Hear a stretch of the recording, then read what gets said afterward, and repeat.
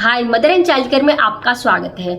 जो महिलाएं पहली बार मदर बनने वाली हैं, जिनको कोई बताने वाला नहीं है, कोई गाइड करने वाला नहीं है, तो उनके मन में एक जिज्ञासा रहती है। कुछ महिलाओं के मन में डर भी रहता है कि पता नहीं हॉस्पिटल में जाने के बाद उनके साथ क्या क्या होगा। उनके मन में एक जो है स्ट्रेस चलता रहता है। तो मैं आज आपको इस वीडियो में वो सारी बातें आपको मैं बताने वाली हूँ जो हॉस्पिटल में जाने के बाद आपके साथ होती हैं। क्या सीक्रेट बातें होती हैं, क्या क्या होता है, ताकि आप उस चीज़ को लेकर मेंटली प्रिपेयर हो सको। आप पहले ही अवेयर हो जाओ कि वहाँ पे जाने के बाद आपके साथ क्या क्या होगा। जब वहाँ जाके ऐसी कोई चीज़ हो, आप सोचो कि ये मेरे साथ क्या हो रहा है, आपको अजीब वहाँ पे ना लगे। तो चलो वीडियो शुरू करते हैं। ये वीडियो सिर्फ और सिर्फ गर्भवती महिलाओं के लिए है जो अभी डिलीवरी के लिए जाने वाली हैं। अदर फील्ड के लोग इस वीडियो को छोड़ के जा सकते हैं। तो चलो वीडियो शुरू करते हैं। सबसे पहला जो आता है, जब आपको लेबर पेन शुरू हो जाते हैं, आप हॉस्पिटल जाते हो, तो आपके डॉक्टर आपको यूरिन पास करने को बोलते हैं। उसके बाद आपको एक बेड पे लेटने को बोला जाता है। आपने नीचे जो भी सलवार या जो पजामी पहनी होती है वो राइट साइड की आपको निकालनी होती है, पैंटी भी निकालनी होती है और सलवार भी आपने निकालनी होती है। आपके डॉक्टर अपने राइट हैंड के 2 फिंगर से आपके प्राइवेट पार्ट को चेक करते हैं। वो ये चेक करते हैं कि आपके बच्चेदानी का मुंह यानी सर्विक्स का मुंह कितना खुला हुआ है। और ये भी चेक किया जाता है कि आपके नीचे की जो बोन है, हिप बोन है, जो हड्डी है, वो नैरो तो नहीं है, ज़्यादा सिकुड़ी हुई तो नहीं है, कहीं उसमें से बच्चे का हेड आ तो नहीं पाएगा। तो ये चेक किया जाता है कि आपकी जो नीचे की हड्डी है वो नॉर्मल डिलीवरी के लिए फेवरेबल है भी या नहीं भी। यह होता है पहला प्रोसीजर।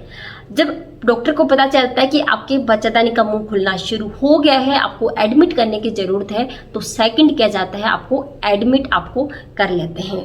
एडमिट करते टाइम आपकी एक आईडी चाहिए होती है, एक आइडेंटिफिकेशन चाहिए होती है। आप आधार कार्ड या वोटर आईडी कुछ भी आप दे सकते हैं।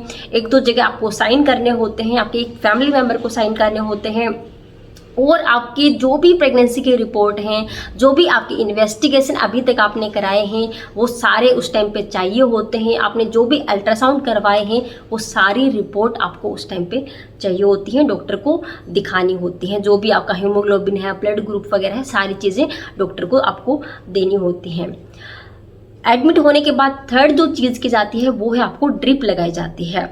तो यहाँ पे आपको वीगो लगा दी जाती है आपकी वेन में, और आपको ग्लूकोज जो है वो चढ़ा दी जाती है। और उसी ग्लूकोज में एक इंजेक्शन डाल दिया जाता है, ऑक्सीटोसिन नाम का इंजेक्शन है, वो उसमें डाल दिया जाता है। अकॉर्डिंग टू नीड और अकॉर्डिंग टू आपकी सिचुएशन के अकॉर्डिंग उसकी क्वांटिटी है वो चेंज होती रहती है।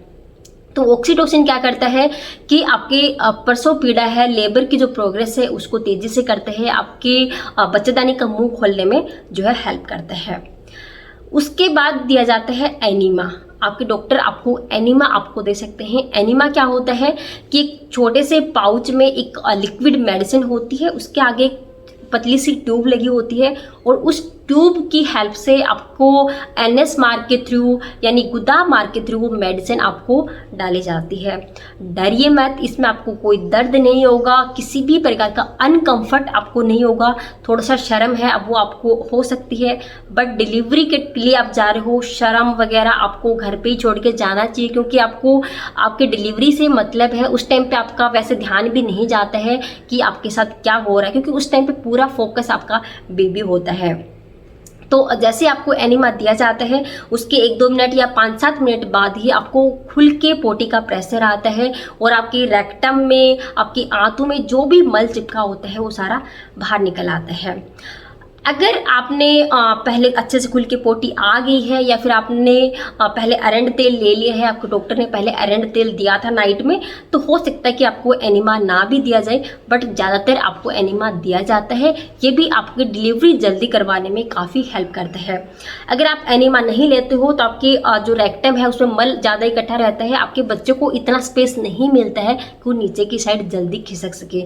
तो एनीमा आप जो है ज़रूर लें। इससे आगे जो प्रोसीजर होती है वो है वेजाइनल जेल, यानी आपके प्राइवेट पार्ट में जेल लगाया जाता है या फिर टैबलेट है वो रखी जा सकती है। ये टैबलेट क्या होती है कि इसमें प्रोस्टाग्लैंडिन होते हैं, ये जेल या उस टैबलेट में प्रोस्टाग्लैंडिन होता है जो आपका जो सर्विक्स है, बच्चेदानी का मुंह है, उसको पतला करता है, सॉफ्ट करता है, उसको जल्दी खोलने में मदद करता है।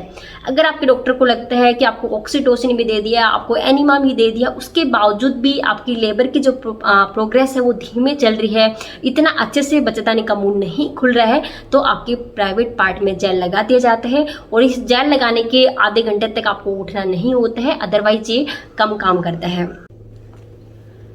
और आपकी जो ऑक्सीटोसिन या जो ग्लूकोज है वो रेगुलर बेस पे आपकी चल रही होती है। अगर आपकी जो अमनियोटिक फ्लूइड की जो मेम्ब्रेन है वो रप्चर नहीं हुई है तो डॉक्टर आपकी जो है खुद रप्चर कर सकते हैं, क्योंकि अब वो उस टाइम पे रप्चर कर देते हैं तो आपकी डिलीवरी जल्दी होने में आपको हेल्प करती है। तो ये आपकी उस टाइम की सिचुएशन के ऊपर डिपेंड करता है। अगर किसी की पहले ही रप्चर हो गई है तो उसको रप्चर करने की ज़रूरत नहीं है। अगर नहीं हुई है तो जब 3-4 सेंटीमीटर आपके बच्चेदानी का मुंह खुल जाता है उसके बाद डॉक्टर आपकी अमनियोटिक फ्लूइड की जो मेम्ब्रेन है उसको रप्चर कर सकते हैं। और जब आपके बच्चेदानी का मुंह, सर्विक्स का मुंह 10 सेंटीमीटर ओपन हो जाता है देन आपको जनरल वार्ड से डिलीवरी रूम में लेकर जाया जाता है। डरिए मत, वहाँ पे हर जगह आपके पास नर्स होगी, डॉक्टर होगा जो आपको गाइड करते रहेंगे।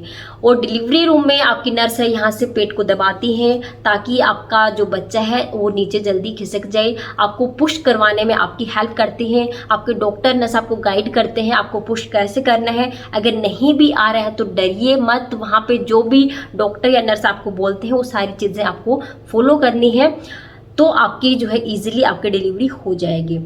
उसके बाद क्या होता है, जब बेबी बाहर आ जाता है तो जो नाभि नाल है, अम्बिलिकल कॉर्ड है, उसको कट कर दिया जाता है। और कट होने के बाद में आपकी बेबी को अलग कर दिया जाता है। वो तो आपकी बेबी के जो भी शरीर पे चिपका हुआ होता है, आपने जो पहले खाया होता है वो आपके बच्चे के शरीर पे चिपका हुआ हो सकता है तो उसको क्लीन किया जाता है। अगर ज़रूरत होती है तो थोड़ी देर बच्चे को ऑक्सीजन लगाया जाता है, बच्चे की नाक वगैरह साफ़ की जाती है, बच्चे का वेट वगैरह चेक किया जाता है। कुछ जन्म पे बच्चे को इंजेक्शन लगाए जाते हैं, वो इंजेक्शन बच्चे को दिए जाते हैं। और आपका जो प्लेसेंटा अभी आपके अंदर रह गया है आपके यूट्रस के अंदर, तो डॉक्टर उसको पहले बाहर निकालते हैं। अगर आपको चीरा लगाया है एपिड्यूरमी, अगर आपको दी हुई होती है तो प्लेसेंटा निकालने के बाद में वो स्टिचेस लगाए जाते हैं। इस टाइम पे भी डरिए मत, जब आपका एपिड्यूरमी दी जाती है तो उससे पहले आपको एनेस्थीसिया है वो दे दिया जाता है, लोकल एनेस्थीसिया, जो आपकी लोकल पार्ट को जो है बेहोश कर देता है, तो आपको पता नहीं चलता है कि आपके चीरा लग गया है।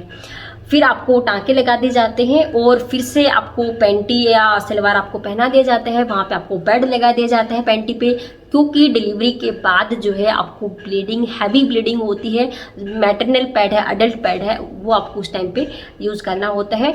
और फिर आपको डिलीवरी रूम से वापस आपके जनरल वार्ड में शिफ्ट कर दिया जाता है। और लगभग आधे घंटे बाद आपके बेबी को आप तक पहुंचा दिया जाता है, आपको दे दिया जाता है। आपको फीड कराना होता है और फीड कराने में भी आपकी नर्स है वो आपकी हेल्प करती हैं। अगर आपको कोई चीज़ समझ नहीं आ रही है तो आप नर्स वगैरह से पूछ सकते हो। आपने वहाँ पे सीखना होता है कि कैसे फीड कराना होता है, तो बच्चे को अच्छे से फीड वगैरह कराया जाता है। और 1 या 2 दिन बाद जो है आपको हॉस्पिटल से डिस्चार्ज दे दिया जाता है, आप घर पे जा सकते हो। जब आप हॉस्पिटल में रहते हो डिलीवरी के बाद तो आपका ऑब्जर्वेशन किया जाता है कि आपको ज़्यादा ब्लीडिंग तो नहीं हो रही है, किसी टाइप का कोई ज़्यादा पेन वगैरह तो नहीं है, कोई दिक्कत वगैरह तो नहीं है। जब आपकी सूसू आ जाती है, पोटी आ जाती है, उसके बाद डॉक्टर को लगता है कि आप बिल्कुल सही हो, आपको कोई दिक्कत नहीं है, आपको उसी दिन या नेक्स्ट डे आपको जो है घर पे भेज दिए जाते हैं। तो ये सारी चीज़ें थी जो हॉस्पिटल में आपके साथ होती हैं। मुझे लगता है कि आपको कुछ हेल्प इससे मिली होगी। अगर हेल्प आपको मिली हो तो प्लीज़ लाइक ज़रूर करना और चैनल पर नए हो तो सब्सक्राइब करना बिल्कुल मत भूलना। कोई सवाल रह गया हो तो मुझे कमेंट करके बता सकते हो। नेक्स्ट वीडियो में मिलते हैं, तब तक के लिए बाय बाय।